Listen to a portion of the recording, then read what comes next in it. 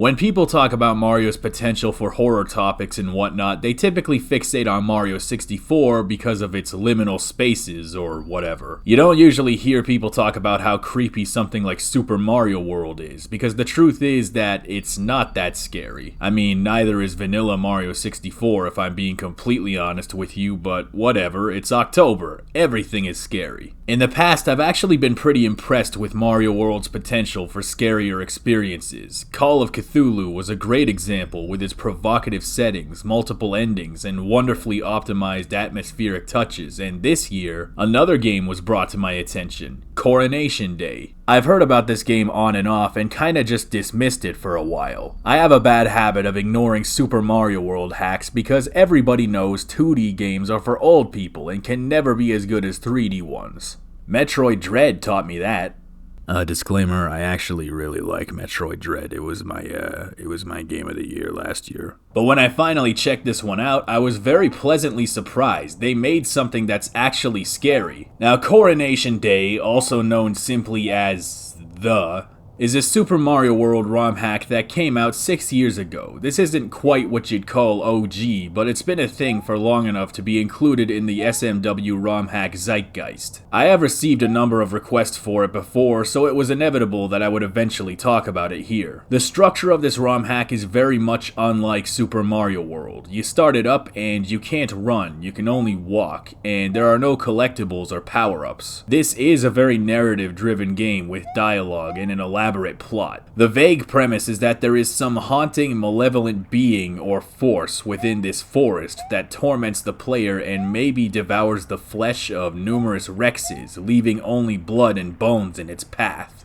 But as you play through it and discover its Easter eggs and secrets, you learn that the events and their reasons for happening are not quite as straightforward as they might seem at a cursory glance. It's a story that's not quite as linear or simple as you might expect. If you just walk to the right, you are greeted with one ending, depending on whether or not you survive getting ambushed. But there are other endings that arise depending on how you play otherwise. In total, I understand that there are 5. Compared to something like Call of Cthulhu, the narrative is not nearly as straightforward. The game is particularly short on specific details, keeping a lot of things vague, which, as it turns out, makes for a much more effective story. The game makes frequent yet effective use of horrific imagery and sound design, at least within the confines of the Super Nintendo's capabilities. But it's not just modified sprites and animations. Graphical effects are utilized very effectively, creating a convincingly hazy, otherworldly, ethereal atmosphere. There are a lot of unnecessary environmental details that add a lot of legitimacy to the world.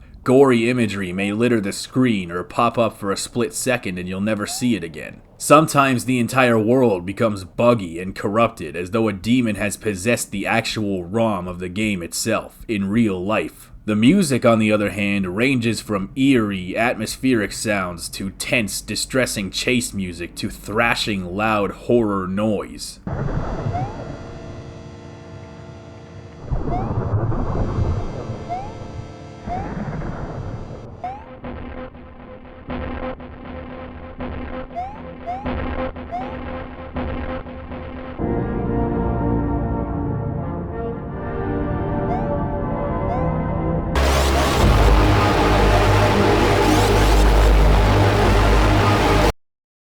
Horrific imagery and aggressively grotesque dialogue, shockingly effective music that switches between discomforting and aggressively horrifying, make for a really frightening experience, but easily the most frightening element of this hack is just the fact that what is going on is never fully explained. The true nature of the events is only ever hinted at with vague hints and clues that leave the full story very open to interpretation. It's almost like The Shining, it never shows its full hand. My first interpretation was that what we were seeing was two sides of a satanic ritual wherein you play not only as an unwitting victim to a horrific blood sacrifice, but also as a monster that feeds upon the sacrifice. Or perhaps in this ending, Mario himself becomes the monster after burning down the forest just to kill the demon, which is why his eyes are glowing red, creepypasta style. I also wondered if Peach was the one building this sacrificial blood pit thing herself, on orders from some other entities she takes after,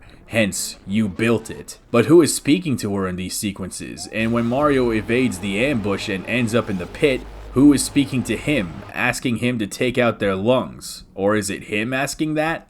Could it be Peach? Or a third party entirely? And what about all the Rexes who cry blood? What's their role? There are actually numerous fan theories that try to explain what's going on here. As far as I know, none of them were officially confirmed or denied, but they make the game that much more interesting. Some say the different endings that the game provides are all the true ending, in that they are all chronologically ordered events that follow each other logically. It starts with Mario and Peach building a cabin in the woods, upsetting the forest god in the process, so it attacks Peach, horrifically mutilating her in the process, and then takes her broken form so it can come back for Mario. Is it perhaps a grisly environmental message? Mario and Peach defiling the forest for their own luxury are brutally punished because maybe they failed to value the natural world properly? And even then, there are a few assumptions going on here that are up in the air. Why is Mario in the cabin building scene Super Mario while the rest of the time he's regular non-Super Mario? And why does Mario see what is presumably a ghost of his own self in one of the endings? Could it be that this isn't Mario at all and it's some other adventurer? And why is he stuck in a time loop where in between every single sequence it starts with the text again? And who does they refer to? There are so many threads, so many blink and you miss it details that could all be adding up to something, but it never gives you a straight answer. And by deliberately keeping the nitty-gritties vague, the game is allowed to stay scary, even on subsequent playthroughs. Anything that operates exclusively on jump scares and horrific imagery can never be as scary when you experience them a second time, because you already know what's going to happen and in what order. That's the part that's scary, the mystery. Any way you choose to interpret the story, it's a ghoulish, macabre take on Super Mario World, but at the same time, a fascinating story. I don't think a ROM hack has had this much of an effect on me since I played B3313.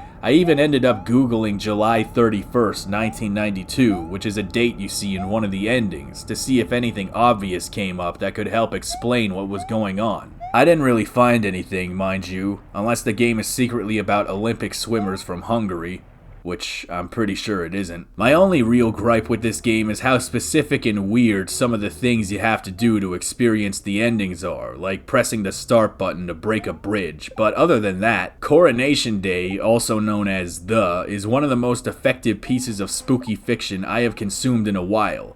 Granted, the last scary movie I watched was Willy's Wonderland, but that's besides the point. It's a hack that really snuck up on me that I did not expect to be as good as it was. I definitely recommend it, but also, I want to know what your interpretation of the story is. Perhaps there's a crucial detail that I overlooked or something I didn't consider, and if you have any theories of your own, you'd better tell me. Or else.